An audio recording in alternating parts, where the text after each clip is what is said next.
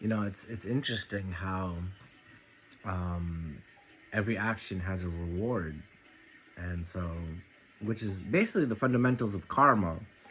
But I guess they don't really teach how well, normally they don't teach. I don't know who's teaching these things, but I normally don't hear about the good and bad aspects of each action, because like even a good action has negative repercussions. Like they say that a coin, there's two sides of a coin, and the coin is the action, and then there's two sides of it, the heads and the tails, the positive and the negative. So if you're let's say you win $1 million, of course the positive is you can buy anything you want. You can buy anything you want. You can buy a house, a mansion, a Lamborghini, whatever. You can buy anything. But the negative side of buying of getting $1 million is now that people know you have money, they want it from you. They want to steal it from you. People act weird around you, and their focus is their intention is to take the money from you. Maybe not necessarily in stealing it from you, but in some way, shape, or form, they want the money that you possess. In the same way, the positive things, so the positive actions that you do that are considered positive, like reading a book. You read a book, like let's say you read the Bible or like War and Peace, and then so not a lot of people have read War and Peace or the Bible. I've read the Bible in cover to cover, but not War and Peace. But anyways, you read like a book like War and Peace, and then so in some way, shape, or form, you'll be affected by the book. You'll be changed. You'll be smarter, because so they say that every book you read makes you smarter, and it just makes you more cognizant of certain aspects of society and culture that wouldn't be available to your perception without the book, without reading the book. And then so, or any book really. And then so, depending on the book, I mean, there's a hierarchy of books, but whatever, you know what I mean. And so, you'll gain position. You'll walk into a library and say, oh, or Barnes and Nobles and say, oh yeah, I read that. And then someone turns around and looks at you and says like, oh wow, what the fuck? Sorry, sir. And they're like, oh, okay, this guy means business, or this girl knows what she's doing, knows what she's talking about. And then so.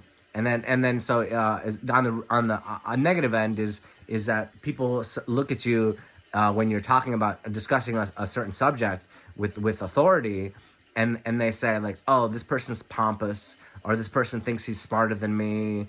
And then so you get that kind of experience, and you're just like, no, I'm just trying to I'm just trying to communicate something that I know, like wholeheartedly, because I read the book or because I have the degree.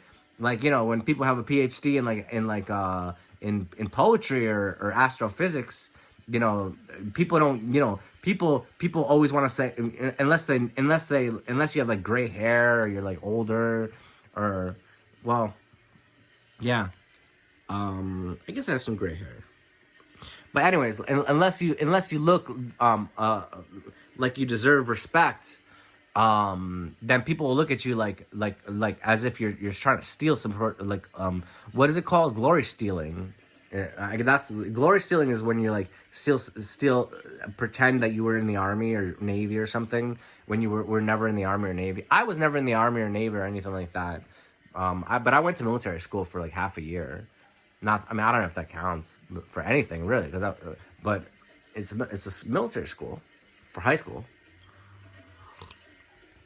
Anyways, that's the thing. It's seen as that. So there's always a positive and negative for everything, and that's kind of like the problem. There's always a problem with something that you do, and there's always a positive with what you do. So let's say murder. Like murder, what seems like a definite negative. It is a negative. I mean, unless you're like in the army or something, but like it's a negative.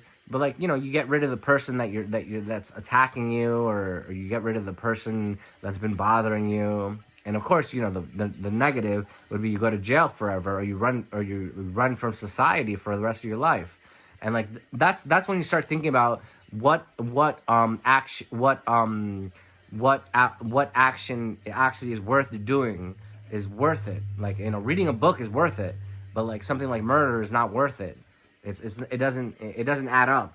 The positive the negative outweighs the positive in negative situations like that. And in books, the positive outweighs the negative.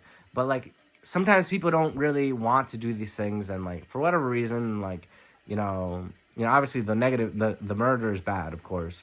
But like people sometimes people just don't want to read, despite the fact that it makes that gives you so many advantages, has so many advantages for you. So yeah. So that's like I don't know what that's called. I don't know. I guess that you can think of it as like a game, a life as a game, again with game theory and stuff like that. But that's just causation, action and causation, karma, really karma. So, but also